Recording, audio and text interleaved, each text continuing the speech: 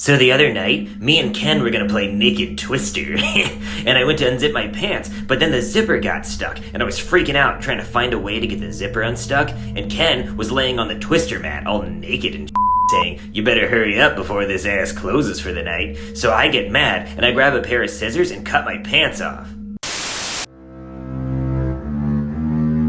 So we dragged Chives into the room by his leash, and he was screaming and crying and begging for us to let him go. So we threw him into a cage and fed him a bowl of eyeballs. And then when he got done eating those eyeballs, he wanted to come out and play. So we let him play with some Play-Doh because we felt bad, and he started making Play-Doh balls. And then he tried to run away, so we threw spiky balls at him and knocked him down. And then we said, "If you try to run away again, we're going to feed you to the elephant outside." And so the elephant overheard that we said his name, so the elephant wanted to be fed some peanuts, so we threw peanuts at the elephant. An elephant, Marvin? There was an elephant outside, and that's why we had peanuts. We fed the elephant peanuts. So then we chained Chives to the table, and he said, "No, please, before you cut my balls off, I really want to see how high I can bounce a bounty ball." So we let him go, and he bounced the bounty ball over the elephant, and then we chained him back to the table, and then we cut his balls off with scissors, and we celebrated by eating Maltesers.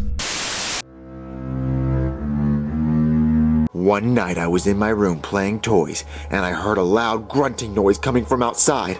I looked out my window, and I saw Chef Pee-Pee dragging this huge trash bag. It seemed like there was a dead body in it. He threw it in the trash can and went back inside.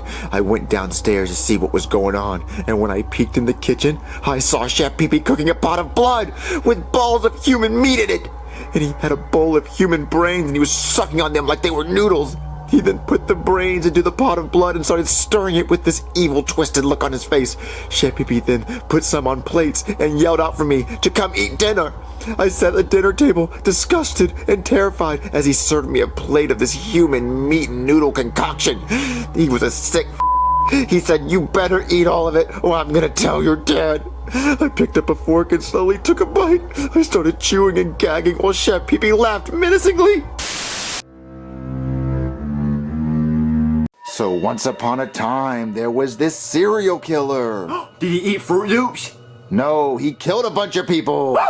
And his name was the Window Knock Murderer. The Window Knock Murderer? Yeah, because he would go to people's houses and knock on their windows. Why wouldn't he knock on the front door? Because he did the windows. I don't know. He just knocked on windows. And when people would hear a knocking sound coming from their windows, they'd go check it out. What was it? It was him. And they would open their window. Why would they open the window for a stranger? They didn't even know who he is. Because he looked like a nice guy. And he would ask to use their cell phone. And they would say, "Hold on, let me go get it." You're screaming at parts that's not even... So when they would go to grab their cell phone, the guy would come into their room. They would come back with their cell phone. And then the Window Knock Murderer, he would murder them. And then he'd leave out the window. And then he'd close the window. And then he'd get in his car. And then he'd drive away. And then after that, I don't really know what he did. So around 2 years ago, I had this friend named George, and he liked to climb trees in the woods. One time we climbed this tree, and it was like 15 feet in the air, and I didn't know why I did it, but I pushed him off, and when he hit the ground, he broke his legs and was screaming in pain and agony, and that made me happy. Like I got some sense of joy from watching him writhe in pain on the ground. He said, "Joseph, help me, help me." So I drug him back to my trailer and I locked him in a cage. I kept him in the cage for about 3 months and fed him only Teddy Grahams. His legs healed, but in the wrong direction. So when I gave him his 2 minutes of outside time on his leash per week, he could only walk backwards. Whenever George did something that I didn't like I wouldn't give him any Teddy Grahams for like a whole day. But when he would cry saying he was hungry and that would really piss me off. One day, the cops knocked on my door, right?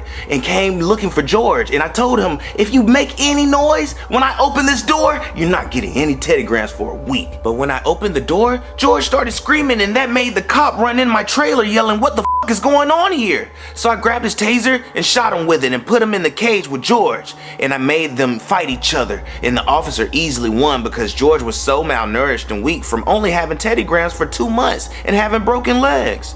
I told the officer he had to eat George because that's his only source of food. He complained and begged at first, but eventually he did eat George. A month later, the officer begged, saying, "Hey, please let me go. I promise I won't tell anybody about any of this. I just want to see my family." But I said, nah, I'm in too deep. So I ended up pouring gasoline all over the place and lighting it on fire. I walked away and the fire department showed up, and I told them that I was just trying to make pizza rolls in the oven and forgot that I left the piece of rolls in the oven. Silly me.